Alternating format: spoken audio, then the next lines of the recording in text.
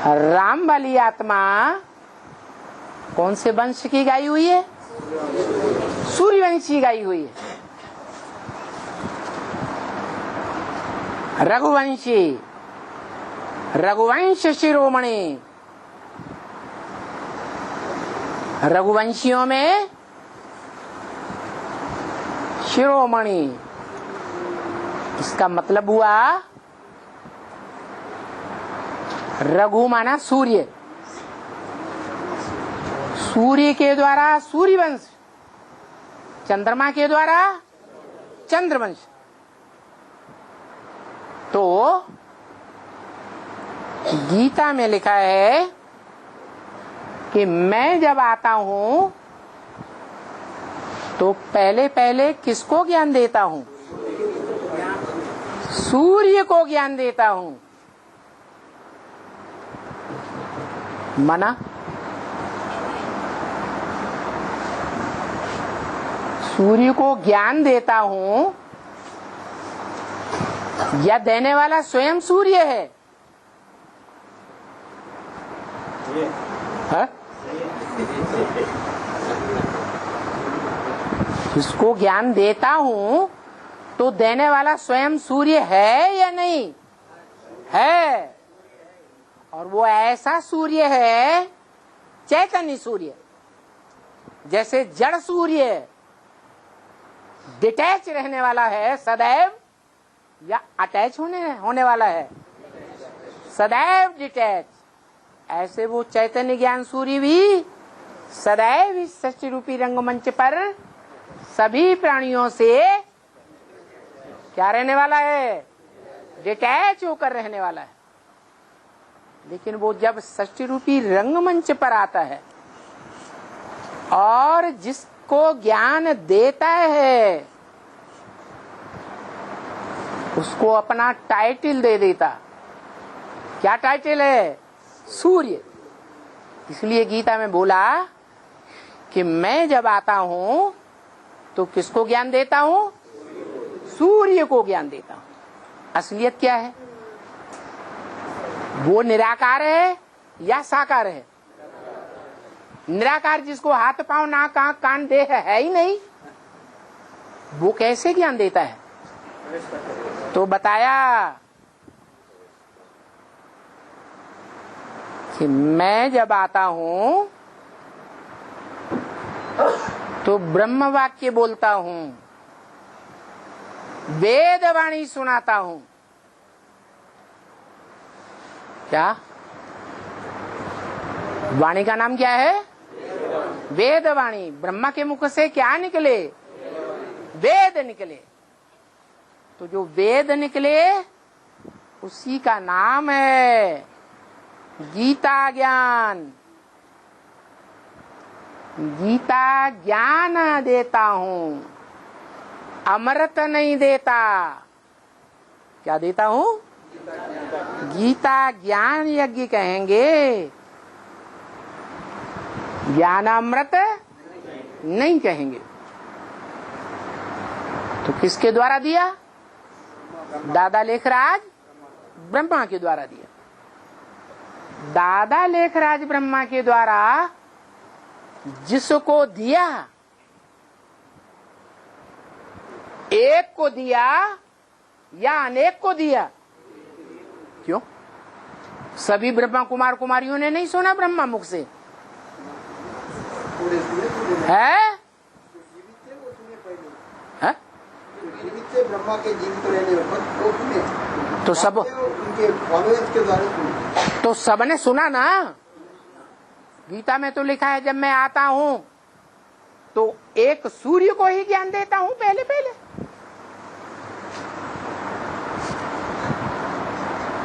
झूठा लिखा है? कैसे सच्चा है फिर? बताया कोई चीज सुनी, कोई बात सुनी और दूसरों को सुनाई, लेकिन समझी नहीं, तो दूसरों को समझाया भी नहीं सकता। सुना सुनाया लेकिन न समझा न समझाया। तो उसको ज्ञान कहेंगे कि अज्ञान कहेंगे?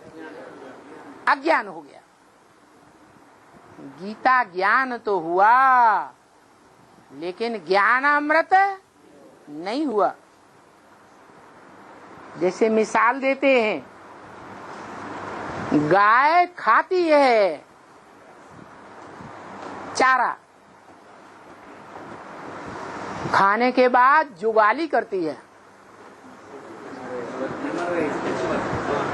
मंथन करती है, तब उसका रस बनता है, फिर खून बनता है। ऐसे ही मनुष्य के अंदर भी जो कुछ कानों से सुना उसका अंदर में मंथन चलना चाहिए। मंथन नहीं चलता तो कुछ भी सुना नहीं, सुना अनसुना हो गया, क्योंकि कुछ भी समझा ही नहीं। तो यही बात है, ईश्वर ने जो ज्ञान दिया, गीता ज्ञान दिया, उस गीता ज्ञान को जिसे हम ब्रह्म वाक्य मुरली कहते हैं,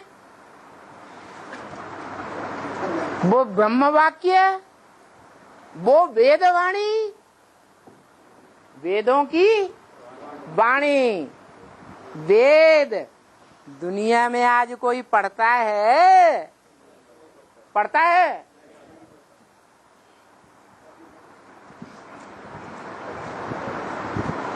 दूसरों को पढ़ाता है? नहीं पढ़ा, क्योंकि उसकी कोई वैल्यू नहीं रही। बाकी कभी वेद हुए थे या नहीं हुए थे? हुए थे, लेकिन होना न होना कोई काम का नहीं। ऐसे ही ये शूटिंग होती है संगम में, ब्रह्मा के मुख से वेदवाणी सुनाई तो गई, सुनने वालों ने सुनी, लेकिन सुनना न सुनना कोई काम का नहीं। क्योंकि कोई ब्रह्मा कुमार कुमारी ने उसका गहराई से तो क्या, हल्केपन से भी मंथन नहीं किया। जो ज्ञानामृत कहा जाए, क्या कहा जाए? ऐसा ज्ञानामृत जिस अमृत को पी करके अमर हो जाए, न मरने वाला, निश्चय बुद्धि, सदा काल के लिए बाप का बच्चा बन जाए। क्या देखने में आ रहा है अभी तक 80 साल में? आज बाप के बच्चे बनते हैं, आज बाप को पहचानते हैं। यज्ञ के आदि काल में खून से लिख कर देते थे, आज कोर्ट स्टाम्प पेपर लिख कर देते हैं, आज लिख कर देते हैं। निश्चय बुद्धि बाप के बच्चे बनते हैं, जिंदा बनते हैं, कल मर जाते हैं। तो मृत्युलोकवासी हैं या अमरलोकवासी हैं? मृत्युलोकवासी। ये नियम है कि मृत्युलोक में जिसका जन्म होता है वो मृत्युलोक में मरता भी है। ध्रुवम जन्म मृतस्य च। क्या इस दुनिया में, इस मृत्युलोक में जिसका जन्म होता है उसका मरना भी होता है। तो क्या करें? ये तो है ही मृत्युलोक। कोई भी ब्राह्मण बताए, प्रैक्टिकल अनुभव बताए, जिन्होंने प्रैक्टिकल में बाप के घर में जाकर जन्म लिया हो, निश्चय बुद्धि बना हो, वो बताए कि जिन्होंने जन्म लिया मृत्युलोक में जन्म लिया या अमरलोक में जन्म लिया।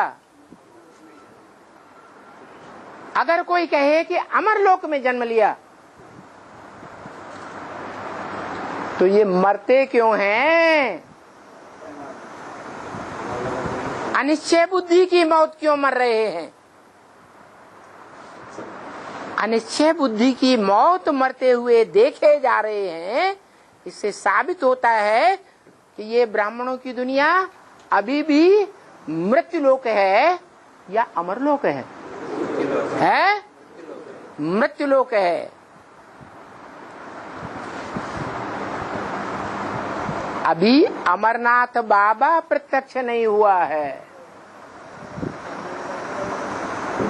जिस अमरनाथ की यादगार ऊंची स्टेज में ऊंचे पहाड़ पर देखी जाती है, जैसा यादगार शिव का मंदिर दुनिया में एक भी नहीं है। इतनी ऊंचाई पर है। किसी ने देखा हो तो बताओ, कब की यादगार है? संगम युग की यादगार है, जब वो ऐसी ऊंची स्टेज पर स्थिर हो जाता है। मनन चिंतन मंथन की ऐसी ऊंची स्टेज अमृत वेले की, जब ज्ञान सूर्य शिव उसमें सदा काल के लिए प्रत्यक्ष हो जाता है। उस समय की यादगार है बर्फ का लिंग। कैसा लिंग? बर्फ का लिंग। ठंडा या गरम? ठंडा। अरे लिंग भी कहीं ठंडा होता है? क्या मतलब है? जो ब्रह्म वाक्य मुरली में ही बता दिया, योग बल से तुम बच्चों की इंद्रियां शीतल हो जावेंगी। कहां तक शीतल हो जावेंगी? कितनी शीतल हो जावेंगी? जैसे आइस, जैसे बर्फ शीतल हो जाती है, ऐसे शीतल हो जाएगी।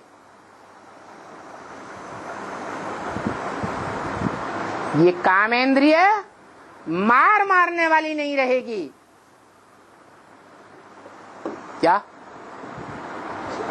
जिस मारने के कारण सब पुरुषों को टाइटल दे दिया, सब पुरुष इस दुनिया में क्या है? दुर्योधन, दुशासन।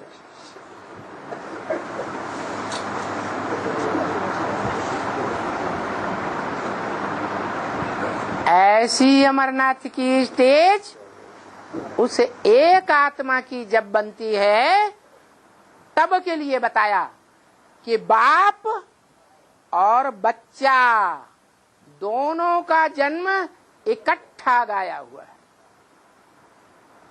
जन्म माना प्रत्यक्षता रूपी जन्म। कहाँ प्रत्यक्षता रूपी जन्म? इस संसार के अंदर अखबारों के द्वारा प्रत्यक्षता रूपी जन्म, रेडियो के द्वारा प्रत्यक्षता रूपी जन्म, टीवी के द्वारा प्रत्यक्षता रूपी जन्म, चैनल्स के द्वारा प्रत्यक्षता रूपी जन्म। जैसे दुनिया में बच्चा पैदा होता है, जो कानों से सुने पड़ोसी, पड़ोस से आवाज आए वां वां वां, तो जो कानों से सुने तो क्या कहेगा? बच्चा आ गया। ऐसे ही अव्यक्त वाणी में बोला, जो देखे जो सुने उसके दिल से आखिरी आवाज निकले कि मेरा बाप आ गया।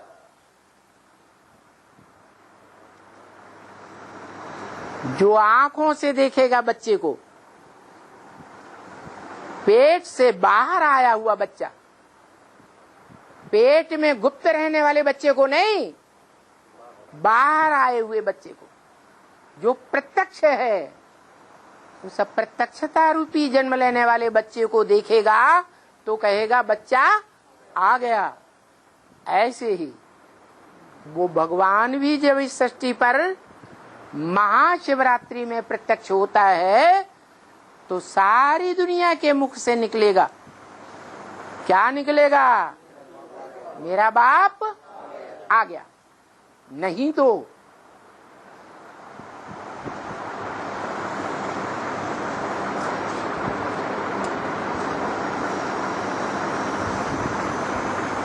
आठ के सामने पहले प्रत्यक्षता होगी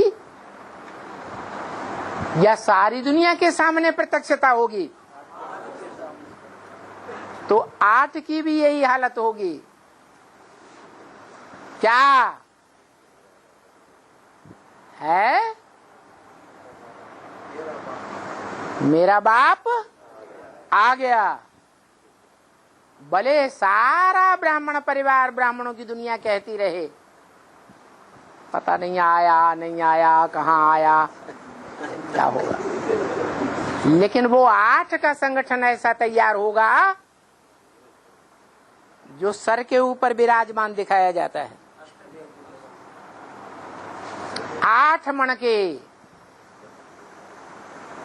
वो आठ आत्माएं जो बाप को पूरा और पक्का पहचान लेंगी, सदा काल के लिए संगम में पहचान लेंगी। अमरनाथ के अमर बच्चे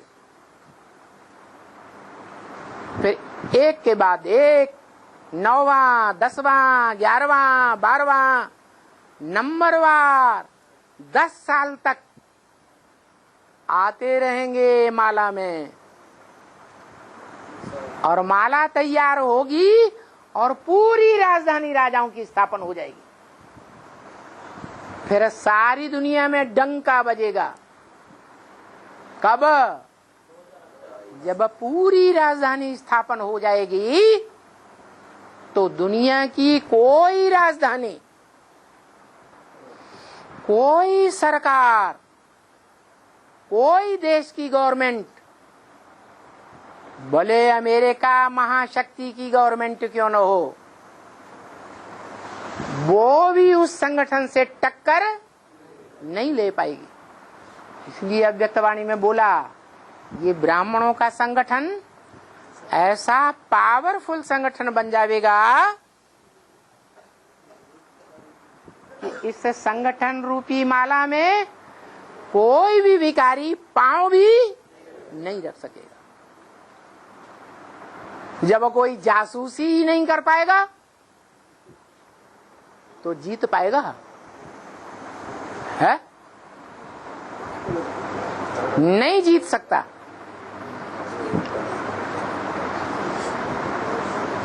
भले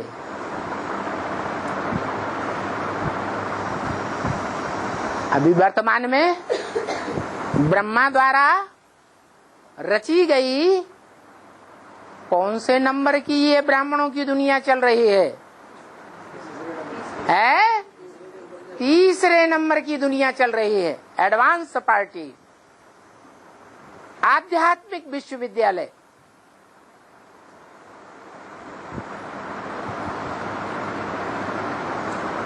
वो सारा का सारा विश्वविद्यालय और सारे के सारे आध्यात्मिक विश्वविद्यालय के पीछे पीछे चलने वाले ब्रह्मा कुमारी ईश्वरी विश्वविद्यालय के ब्राह्मण और ब्रह्मा कुमारी विश्वविद्यालय के ब्राह्मणों के पीछे चलने वाली सारी दुनिया की भक्ति मार्ग वाली दुनिया,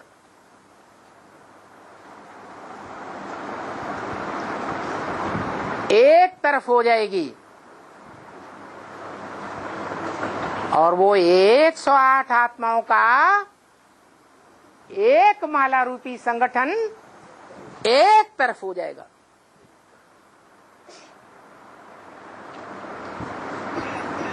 सारी दुनिया बोलेगी ये आतंकवादियों का संगठन है।